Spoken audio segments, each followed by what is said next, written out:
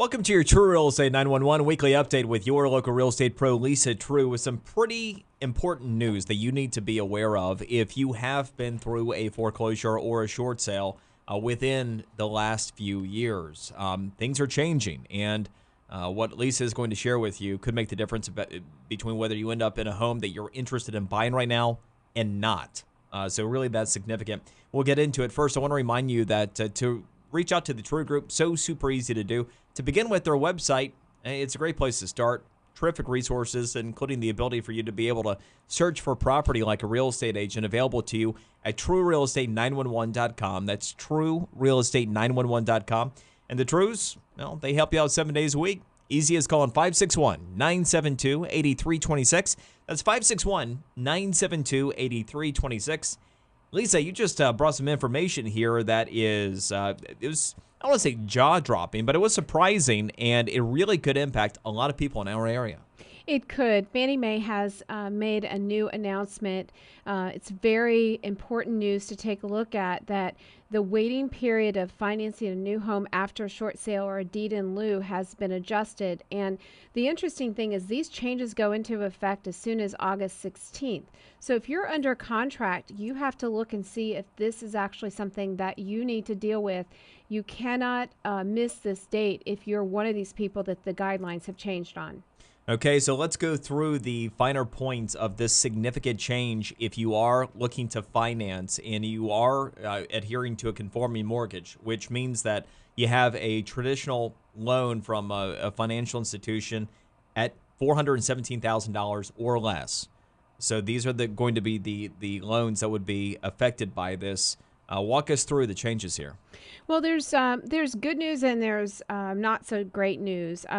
First of all, if you did a deed in lieu, the old guideline was that if you did a deed in lieu and it had a high loan loss write-off, you had a 7-year waiting period. So they've actually shortened that down to 4 years. However, the other parts are not such good news. If you had done a deed in lieu, you only had to wait 2 years if you had an 80% loan to value. Yeah. And now they've moved that to 4 years. So if you did have done a deed in lieu, you are looking at 4 years, really, no matter what. And that's deed in lieu. Now, with regard to a short sale, how is that impacted? Yes, so the short sale has gone from a 2 or 3 year, depending on circumstances, waiting period to now a 4-year waiting period. I have clients that literally are ticking down the days thinking they're going to be able to buy a home this year or at the end of the year. And now we're having to really look at options and see what we do about this new news. All right, so this is a really big deal. If you were in a deed in lieu situation or a short sale situation and you were getting back into the market, you know, the positive thing had been, hey, if you had a one-off negative event, you're back on track and you're ready to get back in the market, you could take advantage of it because it's been a couple of years. Now that may not be the case. So when we're talking about 4 years, and this goes into effect, as you mentioned, August 16th, so that's 2010. That would mean that in order to be eligible, you would have had to have had your short sale, by mid-August of 2010 at this point in order to be eligible. And again, the specificity of what's covered here, you're talking about conforming, so you're talking about, Fannie Mae, Freddie Mac, $417,000 or less, and you're actually going to be seeking additional information to see if other loan products might be affected, like FHA and potentially even jumbo. Yes, and one of the things that's still here is if you had documented extenuating circumstances, they will make exceptions to that 2-year mark. Now, there's a list of what Fannie Mae considers an extenuating circumstance. And once again, we just received this information yesterday. We're going to be digging in, looking for options for our clients and also for our sellers that are looking at offers. The pre-approval, pre-qualification process that's out there is going to be much more critical than at any other time, because a lot of people are not going to even be aware that this change impacts their ability to make a purchase. Was there any reason cited for why this change was going into effect? They looked at it and considered risk. I really don't understand the change, and I think actually it can be very detrimental to the continued recovery, because there are so many people out there that would have been able and were intending to make a purchase, and now they are going to be sidelined unless we can find options for them.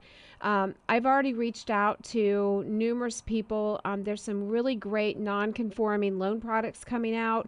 We're vetting those, validating those, that they're good options for our clients, because once again, we just don't want to take this as a given. We want to see solutions and see if there are other options. Okay, so here is what I'm hearing based upon what you're sharing with us. And that is, it's mid-July. We've got a month. So Yes. if we've had a short sale or a deed and lieu situation within the last 4 years and we were thinking about buying, we got to do it like now. We got to get Yes. on it. And I know you've mentioned with your mortgage partners that you can get a closing done inside of 30 days. So can. this can be possible. But, I mean, literally, you cannot sit on your hands at this point.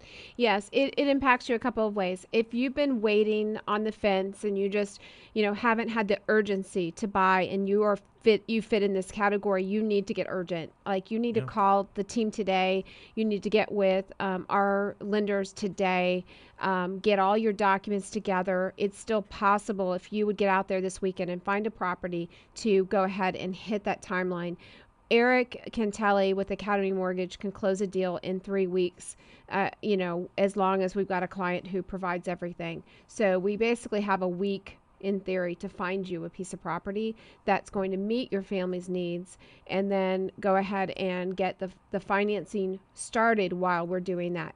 The second thing is, if you are a seller and you have a contract on your property that is beyond August 16th, you need to go to your agent and have these conversations and say, does my buyer affected by this? A lot of agents will not know about this change. So you need to take it into your own hands and go to your agent and have those conversations and make sure that you don't need to expedite up faster that closing. And then the third person that this obviously impacts is if you're in a property that has like a short sale. Maybe you're a buyer waiting on an approval on a short sale. You're going to have to make some decisions, because if it's, once again, not approved, and odds are it's going to go past that August 16th, you may need to consult your agent, your representative, and your attorney, maybe even, about what your options are. Wow. Because this date is coming, and we didn't have a lot of notice about it. Sure. And Sadly. this is and as we know, anytime we're talking about outcomes based upon distressed property, we know that we are disproportionately affected in our area. We have more, we are one of the top 5 areas in the entire country per capita for people who were victims of these types of situations related to the housing crisis, have gone through short sales, deed and lieu, those types of situations. So, I don't want to be overly dramatic, because, I think we all agree that, the decision about buying and financing a home isn't something that, you should just go, well, gee, I wasn't planning on it, but I guess I'm going to go buy one today. But, Right. You are talking about the difference here of now or potentially 2 years from now. Right. And so you think about the conditions today from a financing perspective, set aside home prices and what might happen over the next 2 years. Now, you take a look at mortgage rates right now and the possibility and the risk over the next 2 years, and the landscape can change really dramatically between now and then. Oh, I mean, prices can be different, interest rates can be different. And not only that, especially those of you who are listening that are intending on buying a home in the next couple of months, the disappointment that you're going to remain a tenant for the next couple of years. Yeah. Because I think people were mentally prepared. Okay, I'm going to be a tenant. I'm going to embrace it. I'm going to, enjoy not having any, repair items on a home. And then the reality comes that, okay, I'm going to do this for another 2 years. Well, and rent rates continue to rise. Well, it's really good news for landlords. Yeah. It's actually great news for landlords because, like you said, especially single family homes, it's exceptionally great news.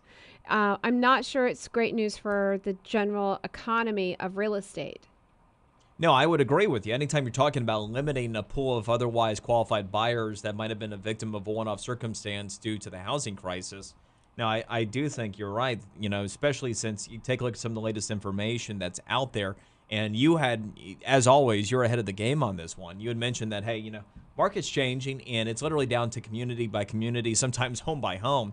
We're seeing that. The difference on the national stage is dramatic. Prices on properties over $1 million still appreciating nicely year over year. Right. Prices on property under $1 million, well, in many cases, there's actually depreciation year over year. Correct. So there really are specific stories. We are hearing, Steve and I have the pleasure of spending time with the top agents all over the country, and we're hearing that there's very few pockets of areas all in the entire nation that are actually still in a very hot market. Now, there are some neighborhoods in Palm Beach County and in Martin County that are super hot and that are, we're still seeing prices appreciate at a crazy rate. And then there's some that we've seen that settlement and inventory growing. And so, I don't think that I think the window's still open. I think that there's still an opportunity. I feel that in some areas the window's closing a bit. And so whoever takes the opportunity while the window is still open will win, and those that don't need to have a plan B approach. In terms of the changes, you had mentioned that you're saying that the big-time investors were taking a step back. Is that the biggest change that you're seeing with a lot of the activity, that the institutional guys are kind of taking a step back? Well, that's a huge market, and if you look at the number of transactions that were done in Palm Beach County as well as all over South Florida, the removal of that professional investor is huge. The second thing that we're seeing is, as homes started to sell and you had the multiple offers, and then all of a sudden neighbors would go, well, I want to sell too, and I want to sell too, Sure. and I'd want to sell too, and then missing the price. And what we're finding is that even properties that are priced by appraisal right now are missing the price. Some of our properties need to be just a little bit under because the market inventory is just shifting a bit. And so when you're looking at the past and the appraisal, that may have been pushed up because of the multiple offer situation. So it's really having the price as aggressive as you can and then having the marketing perfect. I looked at a $500,000 property that had come off the market today, and Steve and I are looking at the pictures, and the pictures were so poor, the inside of this house, I didn't even recognize that it was actually the inside of the house. Wow. I said, they don't even have any inside home pictures, and Steve said, no, and he backed up, and he said, no, that's it. I'm like, you're kidding. Oh, my. And so having the marketing perfect is critical. And then the next thing is putting it on the market and listening to the market. Is the market responding to the price and the marketing? And if not, the one who reacts fastest wins. There's a lot to consider here. There is. Lots of important information. We've got a changing market with a lot of market-specific stories. We've got this change from Fannie Mae, Freddie Mac on people have been through a short sale and a deed in lieu. We have the looming consideration out there about the Federal Reserve and mortgage rates. I mean, there's a lot. Here's what I'm hearing kind of from a global point of view. We always need good advice anyway. But if we have uncertainty, whether it's uncertainty in timing of selling or buying, if we're in process and we're looking at obtaining financing, or as you mentioned, if we are under contract with somebody, and it's going to close after August 16th, we need information there. It sounds like, generally speaking, we need professional guidance in a lot of these situations right now. We do. And my best advice for people that are on the fence in any of these areas, if you already have an agent, obviously you're going to call your agent and inquire about this, ask them what they know about this, and ask them what they know about your buyer on your deal or about your situation. If you're not under contract, call us. Come in, sit down with Steve, sit down with myself. Let's look at does this change impact you? Maybe it doesn't impact you personally. You never went through a short sale. You didn't have a deed in lieu. Will it impact the buyer who's most likely going to be buying your home? So let's sit down. Let's get really good information. Let's take the drama out of it. And let's just look at good quality information.